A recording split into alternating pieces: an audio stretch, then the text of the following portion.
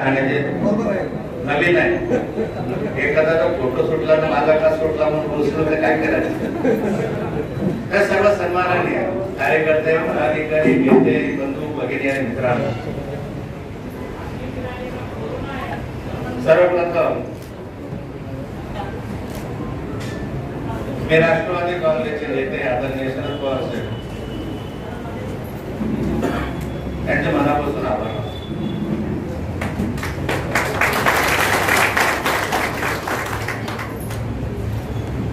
अनेक लोकांनी मला विचारलं या ठिकाणी की तुम्ही एनसीपी मध्ये जॉईन का होता. एखाद्या पक्षामध्ये 40 वर्ष आयुष्य काढल्यानंतर तुम्हाला पक्ष सोडावासा का वाटतो आणि सोडावासा वाटलं तर अन्य पक्षात जावंसं का वाटलं नाही. पण मी सांगितलं की भारतीय जनता पार्टी मी सोडलेली नाही. भारतीय जनता पार्टीने मला पक्षातून बाहेर टाकून दिलं की तुम्ही एनसीपीत जा. इतक्या कालखंडामध्ये किती छळ झाला, किती अपमान झाला, किती हे झालं तरी मी भारतीय जनता पार्टीचे सगळं सहन करत होतो. आणि त्यांनी अशी एक परिस्थिती निर्माण केली की आम्ही वारंवार हे करत राहू की तुम्हाला शेवटी नाईलाजाने पक्ष सोडावा लागेल. कारण पक्ष सोडावा लागला आणि मग त्या ठिकाणी पुढाकडे जायचं आहे. तर या ठिकाणी बहुजन समाजाचा आणि या महाराष्ट्राला खऱ्या अर्थानं न्याय देणारा की आतापर्यंत मी मगाशी सांगितलो पवार इज पवार.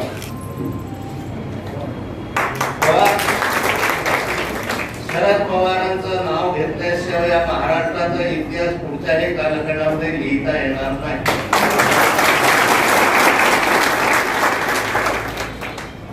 त्या नावाचं मला म्हणजे संजय पवार जरी दिल्लीला हरियाणामध्ये गेले तर संजय पवार आहे, तर शरद पवार सारखं रिलेटिव्ह आहे का.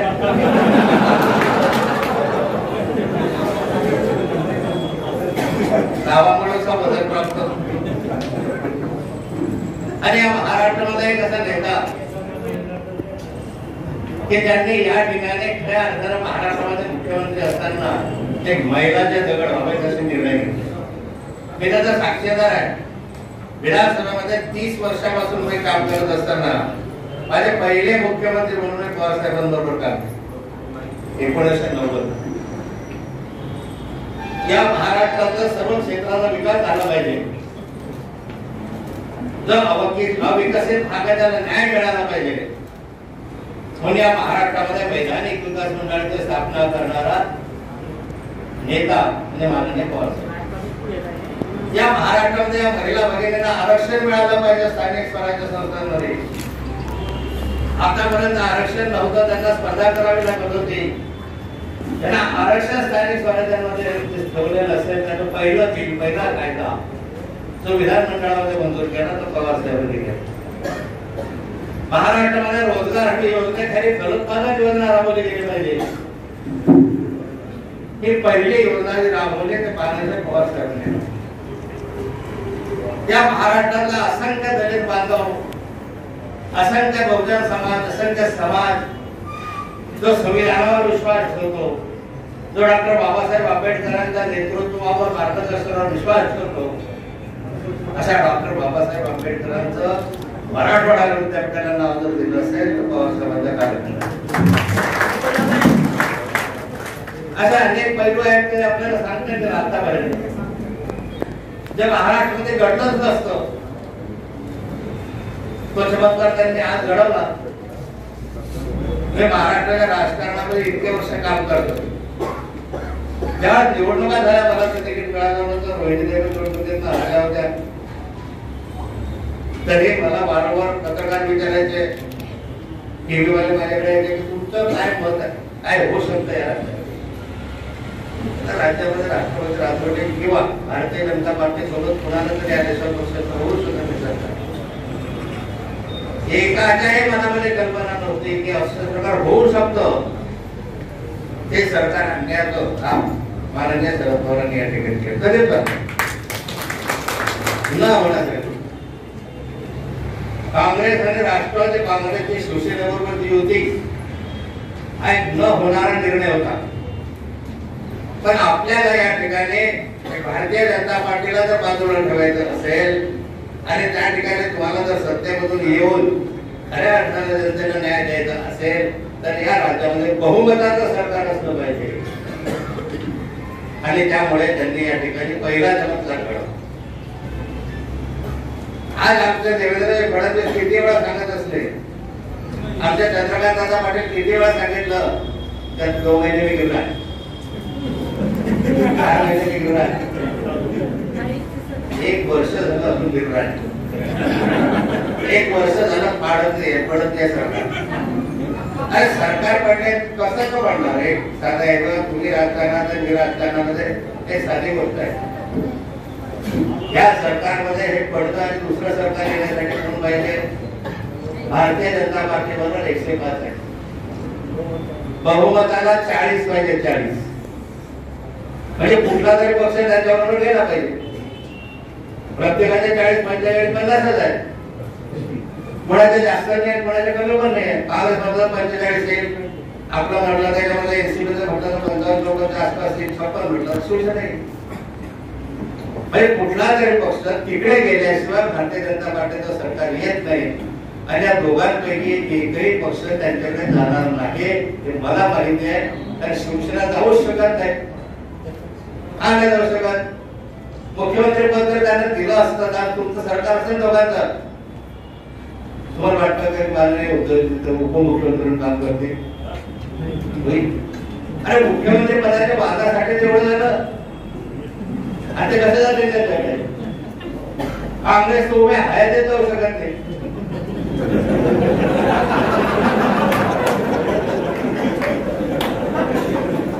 आणि पवार साहेबांचं असं आहे तिथे नेता आहे, आमचं सरकार आहे, एवढंच करून यांच्या मागे करत राहायचं. एक प्रयोग करून पाहिला आणि तुम्ही विसरा हे सरकार या ठिकाणी सरकार स्थिर राहणार आहे. आणखी मांडकी एकमेकांच्या तोंडात समोरासमोर असे राहतील वेगळे सरकार जात नाही. अरे 32 वर्षांचं सरकार ते अटल बिहारी वाजपेयीने 5 वर्ष चालवलं की नाही? आणि त्या कालखंडामध्ये यांना वाटलं की 32 वर्षाचं संमिश्र सरकार आहे असं आहे. आता 3 वर्षाचं सरकार आहे आपल्याला, 3 वर्षाचं सरकार जाऊन काय निरीक्षण आहे. अटलजीने एवढा मार्केट चालवतो सांभाळला नाही 5 वर्षात. त्यांनी 32 पक्ष एकत्र चालवले. तुम्ही आम्हाला 3 पक्षांमध्ये रिक्षा चालवणार? काही विश्वास ठेवू नका. आणि तुमच्यापेक्षा मला अधिक समजतं होतं म्हणून त्या एनसीपी झालं.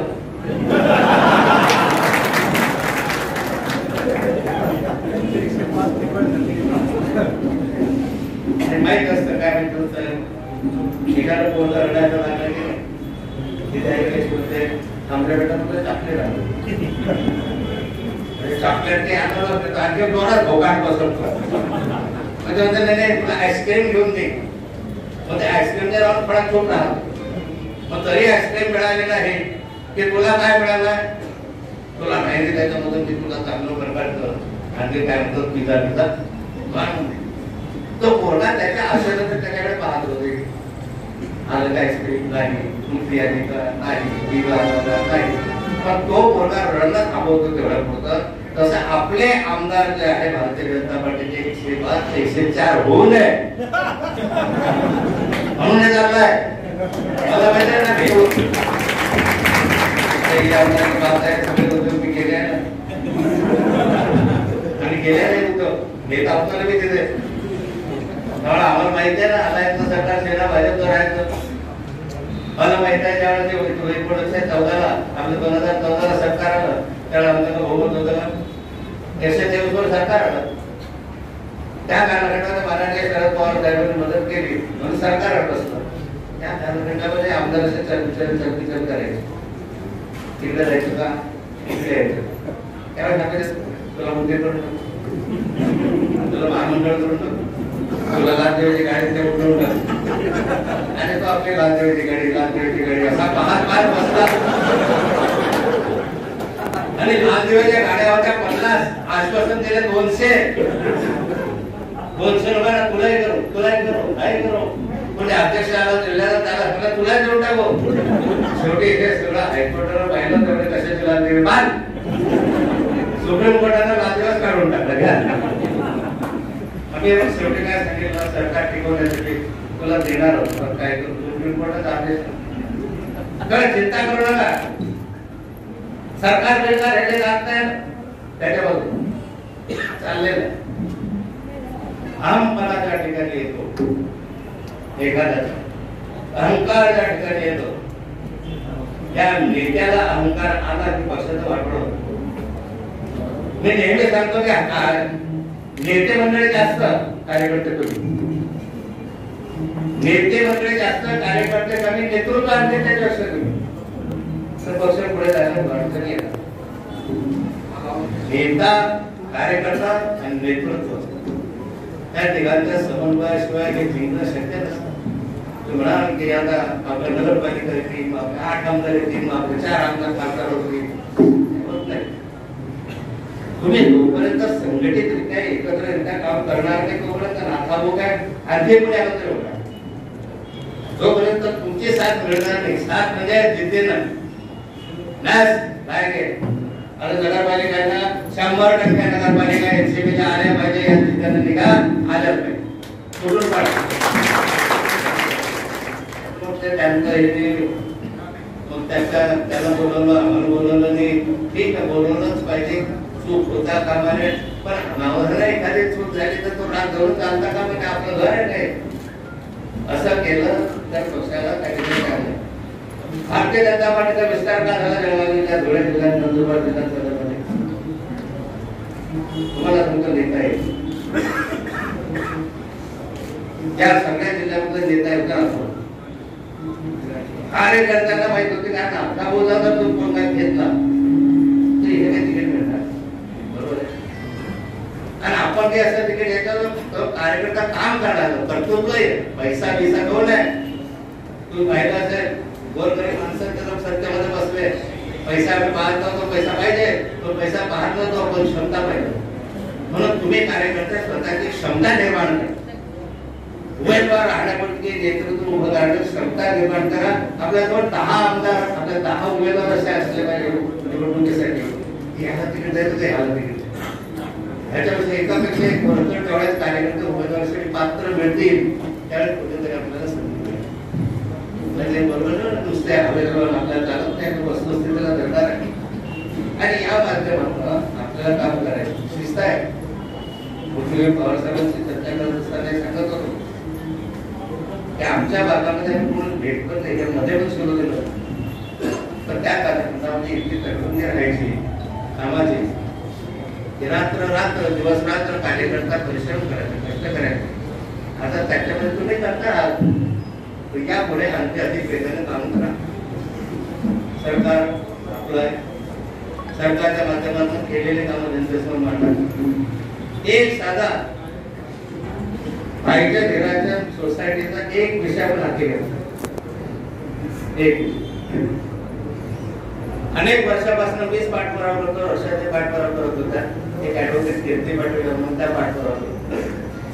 2018 पासून त्याचा पाठपुरावा करत होता. याची चौकशी करावी ईओडब्ल्यूच्या माध्यमातून. हे आता 2018च्या डिसेंबर महिन्यात निघाले. आताची नाही आहे. भाजप आले म्हणतात की आत्तासानं तुम्ही आमच्या चौकशा लावा, म्हणतात ना की तुम्ही आमच्या संस्थेच्या आत्तासानं चौकशा लावा. आत्तासानं चौकशी लागलेली नाही.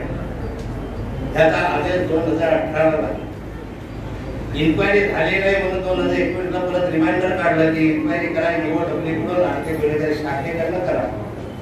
त्याची इन्क्वायरी हे दिल्लीला राधावंशी मंत्री असले त्यांनी काढली. त्याच्या सहित त्याच्या सेक्रेटरी आपल्या डीजीला पाठवलं. डीजीने आपल्या चीफ सेक्रेटरीवर काढलं. मीटिंग आहे या ठिकाणी. आपल्या सरकारच्या माध्यमातून हा भ्रष्टाचार, हा घोटाळा मुद्दामून घडवण्याचा प्रयत्न केला गेला. आपलं सरकार आल्यानंतर तोच आदेश जो त्या कालखंडामध्ये होता कारवाई करा, त्याच आदेशानुसार आता कारवाई होते. नवीन केलेलं नाही. आम्ही कोणालाही आकसाला या कारवाईच्या ह्याच्यात केलं नाही. आता मी तुमच्या मागे आकसाला लागलो असं नाही. आमचा आकस नाही आहे. पण तुम्ही उद्योग केले तर आम्ही काय करणार आहे? सोडणार नाही की नाही? तुमच्या मनात आहे तसंच होणार.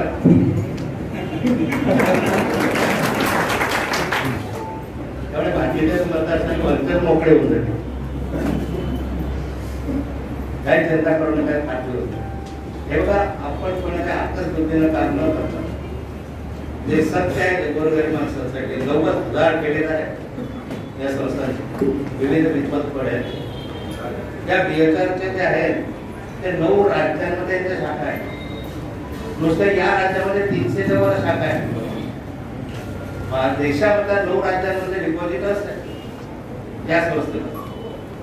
आणि अशा डिपॉझिट्स मध्ये तुम्ही जर त्यांच्या कामाला लागले, त्यांना जर पैसे थोडे जरी मिळवून गेले, तुम्ही 10,000, 20,000, 30,000 एनसीपीची आयुष्य सोडणार. गरीब माणूस जेवढा प्रामाणिक राहतो तेवढा श्रीमंत माणूस. तुम्ही तुमचा अवमान कर कुणाचा श्रीमंत बनवतो, श्रीमंत नाही करायचं. पण त्याला 10,000, 20,000, 25,000 मिळून जर आपल्या प्रयत्नांनी आणि त्या आपल्या पक्षाच्या नेत्याने किंवा आपल्या पक्षाच्या माध्यमातून किंवा आपल्या सरकारच्या माध्यमातून मिळवून दिलं, त्याचा उपयोग राजकारणामध्ये आपल्याला होतो.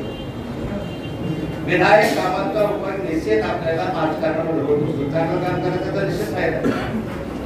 आणि काम करायचं असेल तर आम्ही बसलो छोट्या छोट्या कामांमुळे बसून वाढतो. एखाद्या कार्यकर्त्याचा तहसीलकडे, एखाद्या पोलीस स्टेशनला, एखाद्याच्या ठिकाणी छोटंसं काम केलं तरी 10 रुपयाच्या बाजूला मागे राहतात या ठिकाणी. आणि अशा ठिकाणी आपण काम करूया. माननीय पवार साहेबांचा वाढदिवस या ठिकाणी. तर आजची बैठक जी होती वाढदिवसाच्या निमित्तानं मला अशी अपेक्षा होती, त्यांना म्हटलं की हा वाढदिवस इतक्या उत्साहात साजरा झाला पाहिजे की विरोधक दडपून गेले पाहिजे. एकट्यानं होणार नाही. हे जेवढं बसलेलं आहे त्याच्यापेक्षा कितीतरी बाहेर कार्यकर्ते आहेत. प्रत्येक गावापर्यंत, प्रत्येक रस्त्याला, प्रत्येक गावापर्यंत झेंडे, बॅनर, पोस्टर, स्टिकर, जिकडे पाहाव तिकडे पवार साहेब. 2-3 दिवस नुसता उत्साहात आला पाहिजे, नुसता उत्सव साजरा करता आला पाहिजे. हे बघा, वातावरण निर्मिती ही पक्ष विस्तारासाठी उपयुक्त असते. कार्यकर्त्यांमध्ये उत्साह येणं, ज्या कार्यकर्त्यांमध्ये उत्साह आहे तो पक्ष वेगाने पुढे जात. ज्या कार्यकर्त्यांनुसार आहे बसलेला पक्षाचा आहे, प्रामाणिक आहे, परंतु कार्याचे काय म्हणतो त्याच्यामध्ये याच्यात नाहीये, अशापेक्षा छोटा कार्यकर्ता आहे, घरी काही नाही पण सतत कामामध्ये आहे, अशा कार्यकर्त्यांना अधिक 4 माणसं जवळ बोलवता येतात. निमित्त असतं. मी नेहमी सांगतो आमच्या मागच्या कार्यक्रमाला तुम्ही भाजप कार्यकर्त्यांना सांगायचं, कोणतीही अशा स्वरूपाची गोष्ट असेल की एखाद्याचा वाढदिवस आहे, एखादा छोटा मोठा कार्यक्रम आहे, आम्हाला फायदा होता, त्याचा फायदा उचला. नेत्याचा वाढदिवस आहे पण फायदा उचलायचा. आम्ही हे केलं नाही, आम्ही हे काम केलंय, आम्ही ते काम केलंय, आमचं सरकार करताय असं करण्याचा गावोगावी जरा खूप प्रचार करणार, घरापर्यंत जाऊन सांगणार, त्या लोकांना पटणार. नाही तर वर्तमानपत्रात आम्ही केलं की असं आम्ही केलं तर त्याचा फारसा उपयोग नाही. जेवढं तुम्ही म्हणाल सोसायटी आमच्या महिन्यांनी काढली, आता लोकांना पैसे मिळवतो, किती मोठा फायदा. आपण एकमुखाने एका तोंडाने याने जेव्हा आपण प्रत्येक ठिकाणी अशी चर्चा करून चांगल्या कामात, चांगल्या निर्णय, सरकारच्या चांगल्या निर्णयाची चर्चा अधिक आहे, त्यामुळे लोकांना पडतो. मी तर मागच्या कार्यक्रमात नेहमी सांगतो, वाढदिवस असलं तरी, मरणाचं असलं तरी, लग्नाचं असलं तरी, बसल्या काळात बाय हो ते खाऊन गेले उघड कोटे घेतले असते 100 कोटी, तुम्हाला 1000 कोटी मिळाले तर पैसे लागतात आहे का सत्य आहे, पण त्याचा तुम्हाला फायदा. आणि या दृष्टिकोनात आपण सगळे म्हणून काम करूया. या ठिकाणी अनेक काम पुढच्या कालखंडामध्ये होतील, हे होईल. आम्ही नवीन मला रोडायला मिळतील, त्यांनी राजकारणावर बराच खेळ द्यावा, याच्यामुळे मला काही फार तिकडचं तिकडं वेळ लागत नाही. आणि आता मला ते फार फार मोठं काही स्वार्थ राहिलेलं आहे, कारण काही राहिलेलं असेल चित्र. मला एकच आहे, माझा छळ झालाय एवढंच फक्त माझ्या लक्षात.